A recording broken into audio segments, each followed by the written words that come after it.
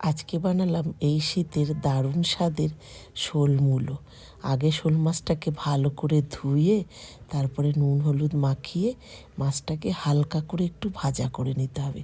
খুব বেশি ভাজা করলে কিন্তু ভালো লাগবে না, যেহেতু একদম জ্যান্ত মাছ, তার জন্য মশলার মধ্যে খুব সামান্য আদা, একটু জিরে গুঁড়ো আর লঙ্কার গুঁড়ো পেস্ট করে নিলাম।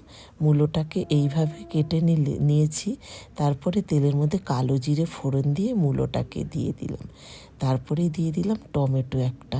টমেটোর সাথে নুন দিয়ে দিলাম, তাতে টমেটোটাও নরম হয়ে গেল আর মূলোটাও তাড়াতাড়ি সেদ্ধ হতে সাহায্য করবে।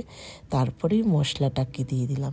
তারপরে হলুদ দিয়ে একটু নাড়াচাড়া করে ওই মাছটাকেও একদম এই কষানোর মধ্যেই কিন্তু দিয়ে দিতে হবে। মাছটা সমেত একটু কষিয়েই তারপরেই দিয়ে দিতে হবে পরিমাণ মতন জল। ফুটে উঠলে মূলোটা সেদ্ধ হলে ধনেপাতা দিয়ে নামিয়ে দাও। দারুণ টেস্টি।